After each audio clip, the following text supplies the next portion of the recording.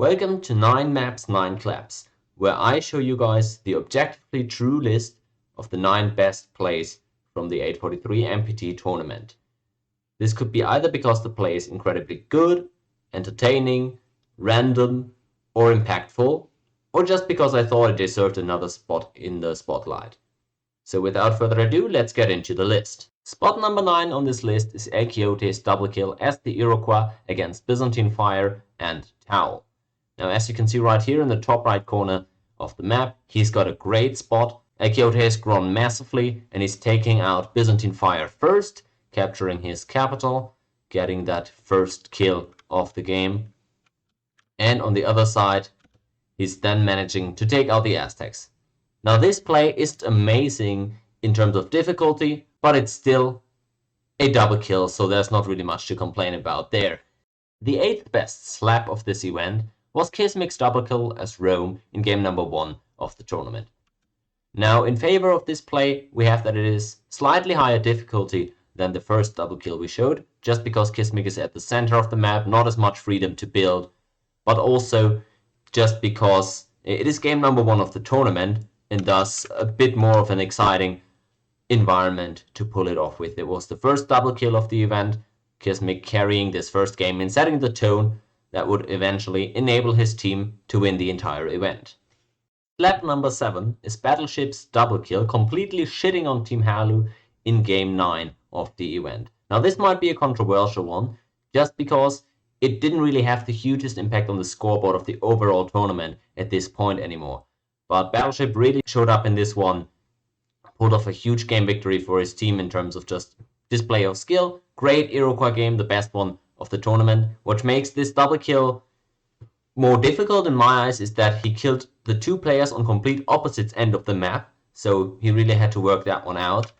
And he punished Red Bob's greed very well in that first kill, and in the second kill you can see right here the beautiful coordination with his Zulu teammate, and then taking out an enemy such as good as Byzantine Fire via boating is just something that will always earn you bonus points with me. On top of all of that, it was the last game of the tournament, which admittedly wasn't the highest stakes anymore because the result had already been decided, but it was a really nice ending note for the tournament as a whole. In 6th place, we have Kismic slapping basically the entire rest of the map with yet another double kill. Kill number 1, a 1v1 roll onto Vey. Nothing amazingly special in terms of strategy, but it was very impactful since it was very early on in the game.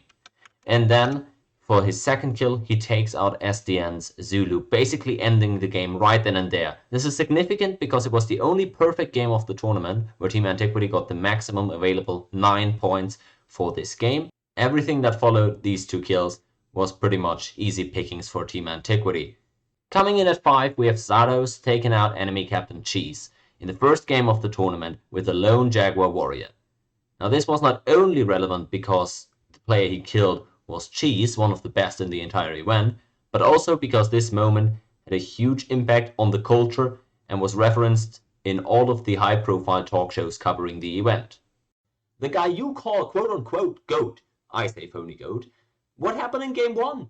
It was the biggest collapse of a superstar I have ever witnessed. Incans, great land, perfect scouting. It was right there for the taking, but he just folded. I've never seen anything like it. The 4th biggest slap of the tournament was Rapdag dying to 2 enemy players in game number 3, which at this point was still very much open.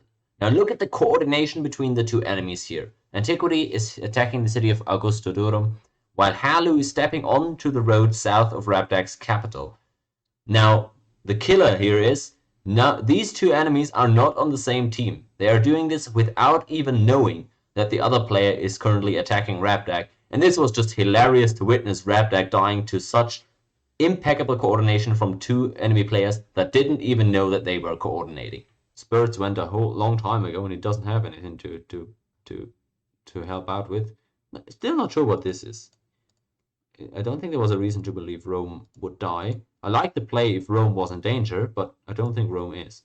For 3rd place, we all thought this little war chariot stack of Spurts on his teammate's border was completely useless at the end of this game number 9 of the tournament. However, things turned when Battleship as the Iroquois, as mentioned earlier, tried to get his third kill of the game at the very last turn. The calm before the storm, folks. Oh, good job! The Spurt's War Chariot. Yes! It's useful! It's useful!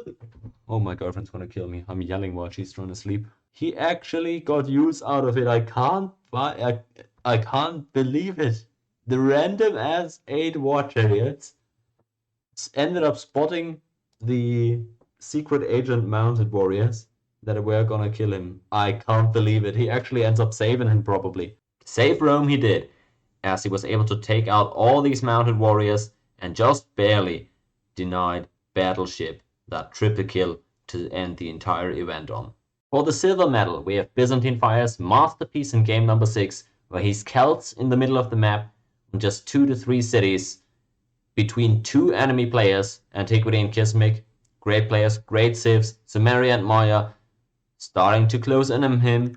Mayans moving in with that swordsman stack just as the Sumerians from the west come with loads of Enkidu warriors and archers, threatening to take all his roads and everything. But Byzantine Fire, he's been in monarchy, he's Celts, he's got a lot of units. So what happens when Kismic moves into his land with all these precious swordsmen end of turn? Cut through the stack by the enormous force that the Celts had hidden in Alesia. And all of a sudden the enemy is on the run. Byzantine Fire turns it around and gives Kismic a run for his money. It was a long fight, but Biz had such an enormous Gallic swordsman force at this point that Kismic was no match.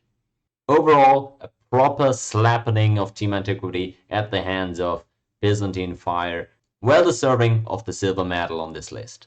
And for the number 1 biggest slap of the 843 MPT tournament, we have the saga of Kismic Sumeria and Antiquity Egypt trying to kill Battleship Iroquois in game number 5 of the event.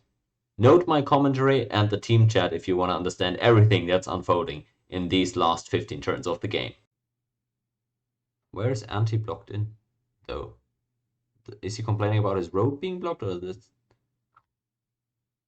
Oh, the city plant!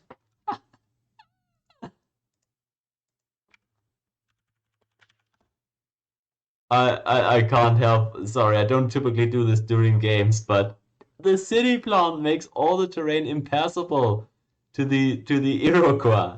There's the marsh, the mountains, the marsh. He can't get through physically. They need a road. Look.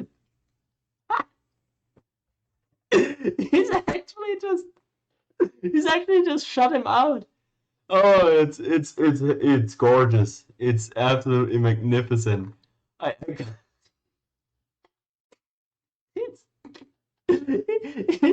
It's so easy too. You could get any of these coastal cities if you wanted one. Why are you taking this one? It's not even a good city. It has nothing. It's just for the score or what?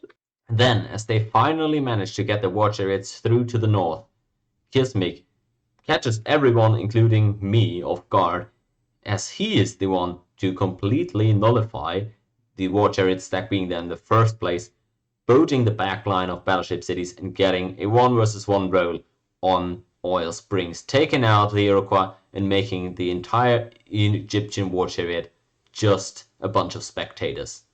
Finally, from all the moves being lost, of Antiquity being blocked in the south and then pointlessly moving up north towards the Iroquois, he actually just barely ends up being out of range to move the war chariot stack over at the end of the game to attack the Zulu and try to finish off SDN as well for some bonus points in this game.